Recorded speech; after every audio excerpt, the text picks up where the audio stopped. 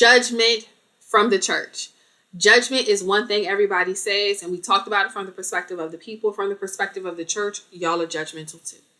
When I say I'm a Christian, a whole lot of people roll their eyes. When I say I'm a believer of Christ, or the Bible tells me, or God doesn't want me to, y'all immediately judge me. You all judge the church the same way the church is judging you. It's wrong on both sides. I'm not giving anybody a pass. The church is wrong for judging you on how you appear when you come in, and you're wrong for judging me on the way out. So, when I say that people are just as judgmental as the church, I have said, I'm a minister, and I've seen everybody in there roll their eyes. I also see people slide their cup to the side. They'll put their cigarette down, or most people got a vape pen or something like that now. They put that down to the side and try to blow the smoke to the side. It didn't change who I was 3 seconds ago before I made that sentence. Which is why we end up in these segregated communities where we're not able to really fellowship and bring people in. I can't tell you about the God I know. I can't tell you about salvation if you've already turned off your ears because I said, hey, guess what I read in the Bible today? Welcome back to the podcast with Reverend Antoinette. I am excited to jump into part 2 of Church Hurts. There was a conversation previously. If you haven't seen the prior episode, go back and review part 1, where we looked at church hurts from the perspective of the people who were hurt. This episode, we are absolutely diving into a conversation about the perspective of the church as a whole, using the same 5 comments that are most oftenly used when it comes to church hurts. And I am hoping that this leads to some healing, both in work from the people who are coming in and work from the church, who is a part of all of this as well. So, first and foremost, church hurts don't exist. Now, from the perspective of the church, when they say things like that, when you hear that from leaders across the pulpit, when you see posts that say church hurts don't exist, it's people hurts. That's exactly true by the words that they're using. The church didn't hurt you. Literally, the entire church didn't come down on you, but the people did. And what I want people to understand is these people, sometimes the leaders don't know that they're saying or doing the things that they're doing. So it is important for you to speak up, to say, I loved coming to this church, but the usher that y'all had on this door on this Sunday was rude and nasty, and I don't know what was going on, but she almost made me leave. Say the words. The church needs to know. Now, if you come back and that same usher is still there and she was like, oh, you told people I was nasty and she's worse, say the words again. But that means that somebody had a conversation. That means that somebody attempted to rectify the problem. If it continues to be a problem and you saying the words doesn't work, I want you to understand that's a people problem. There is a problem with that person. And guess what? That person goes to that church. God might be sending you somewhere else. That's why you're having a hard time to get in the door. It is not the church as a whole. It is not the full body of believers. It is that one location. And if that one location has a whole bunch of problems, maybe you don't need to be there. Maybe you need to find somewhere else to be. So don't decide that God is against you. Don't decide that the full body of believers, that Christianity as a whole is wrong because one person is nasty. Let that one person be nasty and go somewhere else where you can be fine. It's very similar to if there is a restaurant that you love, but this particular restaurant in your area is terrible. The service is bad. It's not clean. It's none of those things. You don't give up on the food that you love. You just find a different one to go to. You go a little bit out your way to go to a space because you really, really love the food. And when you are in a position where you are looking for God, you have to love God enough that you're going to search out that God, that food, his word, and not focus on being in the restaurant that's closest to you or being in the neighborhood church. Find the space where you get the love, where you feel safe. Do not let people walk you out the door. Okay? That is what the church is saying when they say church hurts don't exist. Not that you weren't hurt, not that it didn't happen inside of a church building, not that it didn't happen from church people, but that the problem was with a person or a couple of people, not every believer. Don't lump us all in there. Those stereotypes hurt. It hurts when you say all black people, or when you say all white people, all Hispanic people. When you start lumping these groups together like that, it's hurtful. And it's hurtful to the church when you lump everybody together because one or two people or one church or one particular area was off. Let's find a different space to be. Let the people move out the way and seek a church that is really chasing after God. They exist. They are real. I go to one. Secondly, when they say if you get hurt by people at your work or your school or your job and you don't leave, you stay, sometimes you do. We put up with bad relationships. We put up with bad jobs. We'll have a mean, nasty boss, and we'll work there for 5-6 years because the salary is good. Sometimes you need to tough it out a little bit until you can find the next space. We'll stay at a job we don't like until we find another job we can go to. Sometimes you got to stay in that space, get what you can get out of it until it's time to go. I have been in churches where the whole thing was bad for me. Everything about it was bad. I had issues with the pastor. I had issues with the ministry team, other leaders, first ladies. I've had spaces where there were just a handful of things that went well in that church. A couple of ministries that I served in where people really valued and appreciated me. But the majority of it, a good 80% of being in that church was horrible. And I would sit in my car and be like, God, you got to let me leave here. God, this is terrible. It shouldn't be this hard to go to church. I shouldn't feel this bad walking into the doors of my church. I should be ready to praise and worship. I should be feeling good coming in here, not feeling bad. And I had to tough it out because there was work that I needed to do. There was things I needed to learn. I had to learn how to be tough. I had to learn how to hold my ground and speak up for myself. I had to learn how to find God for myself. That's important. I had to find God for myself. I had to learn how to feed myself, how not to rely on the pastor to tell me what passage to read. The only time I touched my Bible was on Sunday when he said, turn to the book of. I had to learn how to read the Bible for myself, study for myself, join with other Bible studies, connect with other believers. I had to learn how to support myself in this. That was a lesson that God had for me. Sometimes when you're in these spaces where your job is bad, you learn how to be a great manager from a bad one. When you are at a school and you got one of those classes where that professor is determined to fail everybody, and you have just dug your heels in and decided you are going to work your way through this and you're going to pass this class and you're going to make this professor respect you. Sometimes you have those lessons in there and we don't give up. You learn how to become resilient. You learn how to become stronger as a person. And there are lessons in life in that. Sometimes you got to ride it out because if you go from church to church to church and you keep running into the same thing, could you please pass your test a little bit? So from the perspective of the church, sometimes God will use this as a lesson for you. Talk to God. Pray about it. And if God said, that ain't me, Ryan, I don't go to that church either. You shouldn't go because I don't go. Then get out of there. But sometimes God will tell you to remain patient. Sometimes God will tell you that you're going to be stronger for this. Sometimes God will tell you that you're feeding my sheep in this desert area. And that's your job and that's your role. But you consistently pray, Lord, help me get this lesson learned so I can get up out of here. But understand that when the church says you wouldn't leave a job if people were mean to you, sometimes we don't. The majority of the time, we don't. We don't leave. We tough it out. And sometimes at churches, you have to tough it out. You have to be the change you need to see.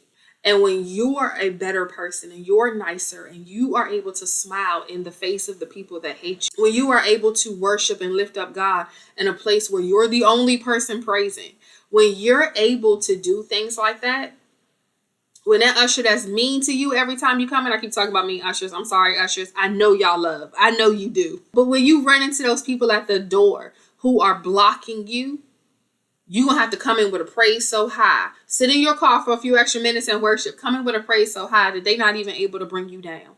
When you go and you sit in your seat, go and sit in your seat and immediately dive into the word. Go into and just listen to the song or to the music that's playing and focus on God. Put God first. Sometimes you have to learn that this is about God, not about the people. And you gotta just get past them, okay?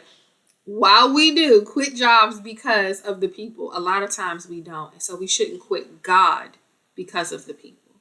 Don't leave God because of the people. Learn how to build a personal relationship with God without always having to go through your pastor, always having to go through the leadership. And that way, when God moves you to another space, you're able to contribute to your new space. While you're in the space that you're in, you learn how to manage properly. Sometimes the best example of what you should be is by watching somebody be what you shouldn't be. I said a lot of B's in that, but the best example sometimes is watching somebody be the thing you don't want to be, so you know what you do. And in these situations where you get hurt at school, you get hurt at work, you get hurt at church, you will learn how to be the best version of yourself in spite of. Okay? Take the lesson like God is giving you, but always be prayerful for the people to get themselves together, because they're gonna come across somebody that's not quite ready to be saved, and it might be a problem. But always look for God in it. Learn how to feed yourself, learn how to support yourself, and learn how to take care of those around you, and pick up the lesson in it. Thirdly, you feel let down because you're not useful. I again have been in spaces where I didn't have the money that they were asking for. Oh, we need $100, a seed from everybody. I don't have $100. Oh, we need a $50 seed. I don't have that. Typically, whenever they ask for it, I usually don't have it. But when you're in one of those spaces where you don't have the money, where you don't have the clothes, I can't go to these events that you all are having because I gotta work in the evenings, or I'm a single mom and I can't get here for noonday prayer because I have to be at work, or I have this other thing to do. I can't come clean the church because I got a 2-year-old running around and I can barely keep my house clean around him. So how am I help here? Find your space. When the church is saying that you just gotta find your space, or they're telling you that you're not useful in some areas, I don't care how great you sound in the shower. Sometimes that praise team is not your ministry. Sometimes that choir, if they are burying you in the back of the tenors, that may not be your space. You might have to make a joyful noise from your seat. But let's look at the things you can do. If you regularly find out that you have a problem with ushers, maybe you need to be on the wall. Maybe you need to go through the training to become an usher so that you can be the change in that church you need to see. That'll help you to be useful. If money is an issue and you constantly feel like I'll never have what they ask for, be in prayer about your finances. Connect with somebody who is always in that line that got a seed to sow and looks like they can afford it. And ask them about financial planning. Ask them about jobs. Talk to them so that you can better understand and regulate your finances. The church is a community. Sometimes you're there to learn, not always be used. I know the word is we always want God to use us. Use me, use me, use me, use me. And I really do want for all of us to have purpose in God, to have use in the kingdom. But sometimes your purpose and your use is to be obedient. Sometimes your purpose and use is to grow. Sometimes it's just to get better at what God has for you, so you're prepared for that use.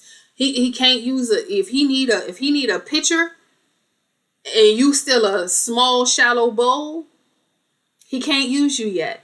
Get with somebody in a church that is demonstrating the characteristics that you are looking for, that is part of the ministry that you want to be part of, and talk to them. Build community, and you'll find yourself more of use than not. Also, when you're finding your place, look at ministries that need help. It's always 1,000 people that want to sing on the choir, but you always got 2 people over in children's church. Even if kids aren't your thing, you might be surprised at what they need help with.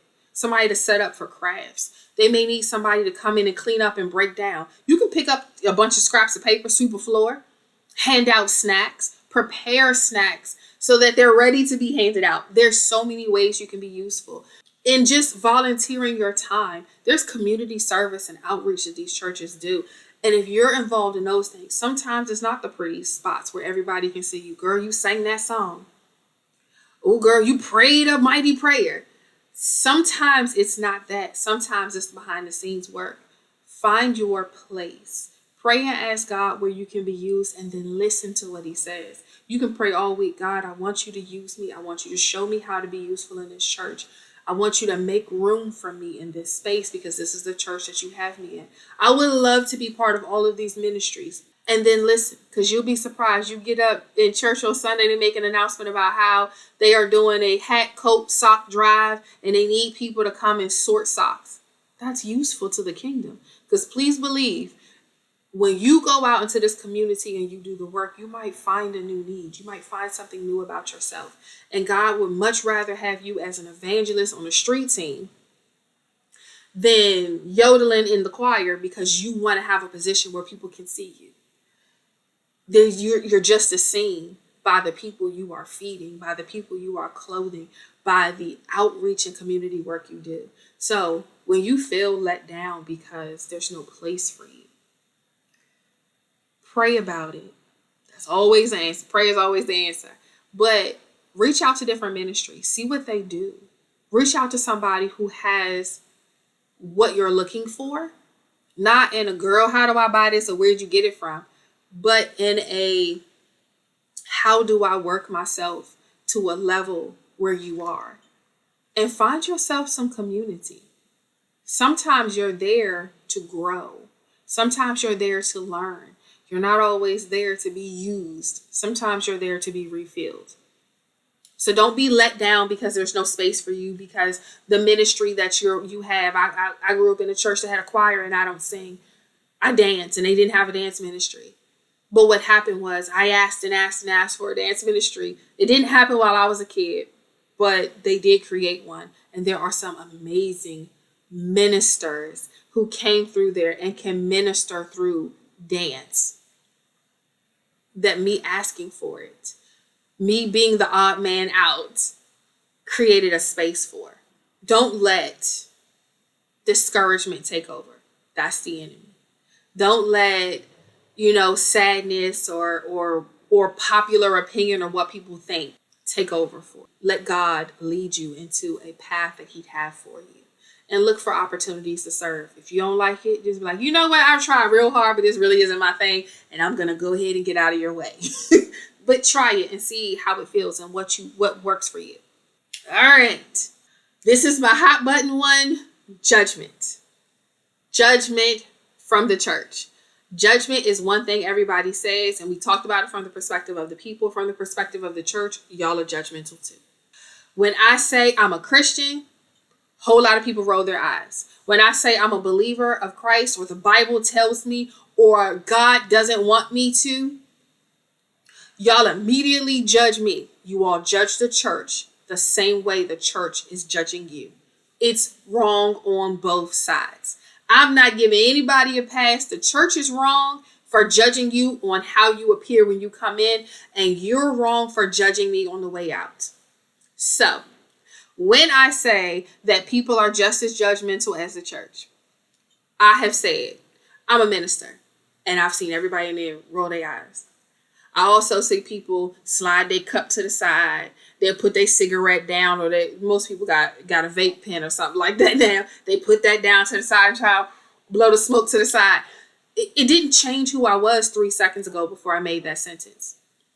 When I get invited to places and they're like, oh, let's go on a bar crawl. I don't really drink, so I don't want to go on a bar crawl. Oh, why you don't drink? Oh, you want to, what let me guess, you a Christian? God said you could drink. He turned water into wine.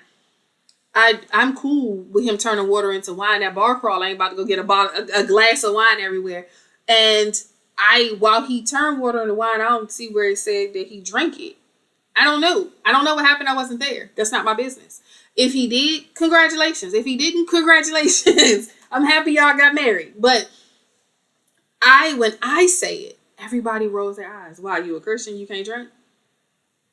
No, I just don't like to drink. The Bible does tell me to be sober minded, but I don't like it. When I put on something, I'm like, girl, we going out. Why don't you show a little leg? I don't really want to do that. Yeah, I'm modest, but I'm married too, and I don't need to do all of this. So the judgment is real from the people as well. Like, if I say I'm a minister, an elder, a reverend, whatever it is, whatever title it is that I'm using, like, people roll their eyes. Why are we upset? Oh, I guess we can't listen to no music around you. I guess we can't go out with you. I guess you're not. You've just decided these things about me because you're judgmental. You judged me based off of one confession. One thing. You expect me to be mean. You expect me to be money hungry. You expect me to be power hungry. You expect all these things from me now. That's judgment when you decided about me without even knowing. It's judgment. It's just as bad when the church does it as when you do it. Which is why we end up in these segregated communities where we're not able to really fellowship and bring people in. I can't tell you about the God I know. I can't tell you about salvation if you've already turned off your ears because I said, hey, guess what I read in the Bible today? Because when you say, guess what I saw on TikTok today? I'm supposed to be accepting and hear your conversation. Why can't you do that for me? Judgment exists on both sides and it's both wrong. Everybody's wrong on it. But let your judgment of my faith go. And it's easier to let go of the judgment that I have for you all because I'm not expecting to be judged. Last one. This is my absolute favorite. I hear it all the time. Hypocrites are in the club. They everywhere, and you still go there. I've heard it as people that cheat on their diet are still in the grocery store, but you still go there. I've heard men that cheat on their wives are at the gym, but you still go there. Like, I've heard a bunch of different ways. Hypocrites, people that are liars, that are pretending to be something that they're not, are everywhere. And it doesn't stop you from going there. So if a hypocrite will keep you out of church, why doesn't the hypocrite keep you out of the grocery store? Because the hypocrite is just somebody who is pretending to be something that they're not. So if a person pretending to be a Christian can keep you out of the church, and a person pretending to be on a diet doesn't keep you out that cookie aisle in the grocery store because they down there snagging up all the double stuffed Oreos. If that doesn't stop you on that side, why does it stop you on this side? It's not fair because your uncle went to church one time and somebody tried to get some money from him and he told everybody church is just about money.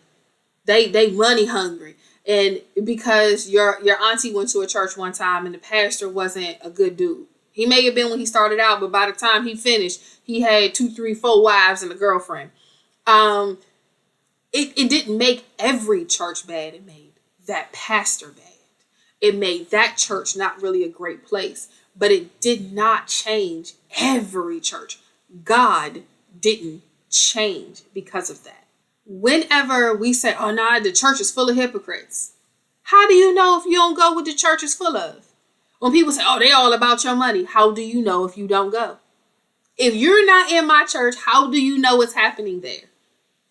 And church people, stop gossiping about everything. Stop telling all the business. Because if you come home and be like, oh, girl, she wore that short skirt and was bending over and such and such and such, and so-and-so had to snatch her husband because he was looking. Now we done turned it into a soap opera. Why would you want to go? You haven't made it attractive. You missed the part where the worship was so high that God was in here pouring out his spirit on people. And there's evidence and speaking of tongues. There's people that are slain in the spirit. There is shouting. There is singing. There is freedom.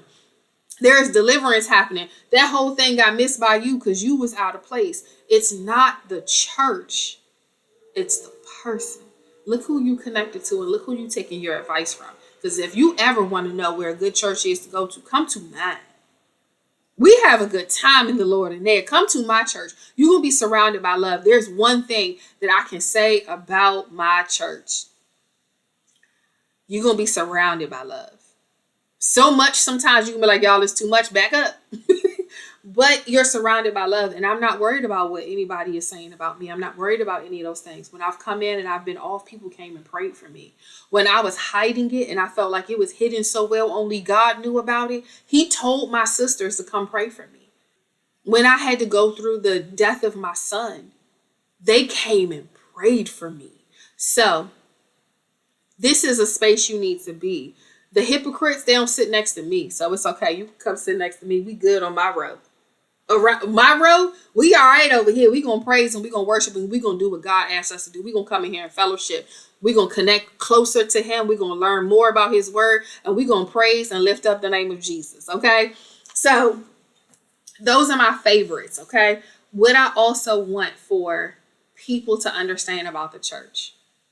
They use the example of the church being the hospital. And I want this to be heard from both sides. They use the example of the church being a hospital. And a hospital is a place where people that are sick, that are broken, that are in need of healing go to meet the doctor. They're going to come and see God. God is going to heal them. He's going to deliver them. Sometimes the process takes a while. A broke leg don't get fixed overnight. It takes some time in the cast. It takes some time in the boot. You got crutches. It's a whole process. And sometimes you come in and they're like, oh, here's the problem. And they're going to just pop your shoulder back in and you good to go. Okay. So sometimes it's a quick thing. Sometimes it's a long thing. So sometimes the people that you sit next to are going to be sick. Sometimes the people that you are near are going to need a little bit more time with the doctor. And I need you to allow them that. And if you go into a doctor's office and somebody is coughing loudly, uncovered, spreading germs all over the place, you move away from them. It doesn't stop you from going to see God. People say a lie. The church says a lie. If a person can make you leave church, you were there for the wrong reason. Absolutely not. I was there for the right reason, but you blocked me.